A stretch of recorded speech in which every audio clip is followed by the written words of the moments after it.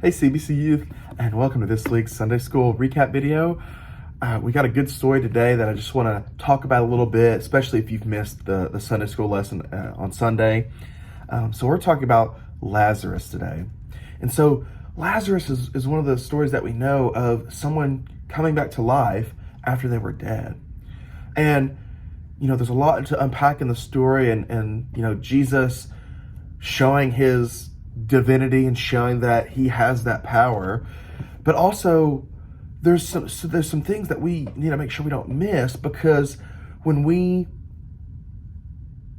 don't look for God at work in our lives, then we miss the miracles, we miss God working, and we don't get to be a part of it. So when Lazarus was raised from the dead, this was basically right before we start seeing the end of Jesus' ministry, when, one of his disciples turned on him, when the leaders in that area turned against him and wanted to kill him, and eventually did. So this is kind of close to the end, and we see some things that Jesus does and says that's pretty important to who he is and what he wants us to know, and what he wants his disciples to know. So in John 11, that's what it will be. Matthew, Mark, Luke, John. Okay. That's what it says. One more page, okay? The death of Lazarus. Now a certain man was ill, Lazarus of Bethany, the village of Mary and her sister Martha. It was Mary who anointed the Lord with ointment and wiped his feet with her hair, whose brother Lazarus was ill. So the sisters sent to him, saying, Lord, he whom you love is ill. But when Jesus had heard it, he said, This illness does not lead to death. It is for the glory of God, so the Son of Man may be glorified through it. So he's already telling, these women, and also his disciples were there, that he has something planned, right? He has something in store for what's going on with Lazarus right now. Now, Jesus loved Martha and her sister and Lazarus. So when he heard that Lazarus was ill, he stayed 2 days longer in the place where he was.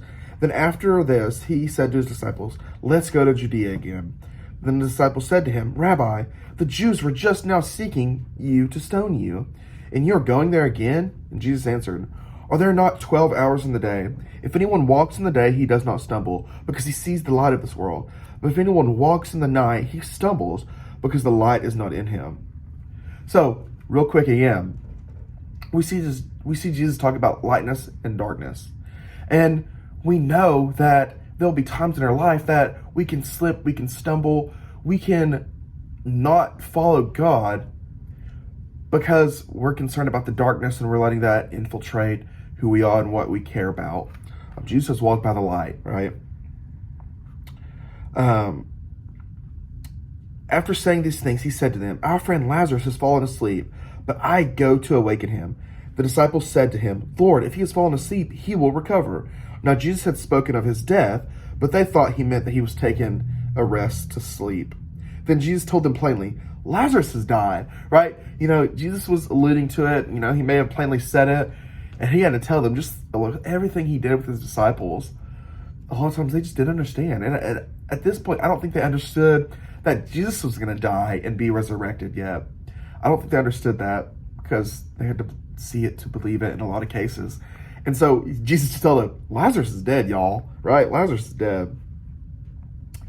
And for your sake, I am glad that I was not there, so that you may believe. But let us go to him. So Thomas called the twin and said to his fellow disciples, Let us go, that we may die with him. Now when Jesus came, he found that Lazarus had already been in the tomb for 4 days. Bethany was near Jerusalem, about 2 miles off, and many of the Jews had come to Martha and Mary to console them concerning their brother. So when Martha heard that Jesus was coming, she went and met him, but Mary remained in the house. And Martha said to Jesus, Lord, if you had been here, my brother would not have died. But even now I know that whatever you ask from God, God will give to you. She had so much faith that if Jesus wanted to raise Lazarus from the dead, after 4 days of being dead, he could do it. She knew this, right?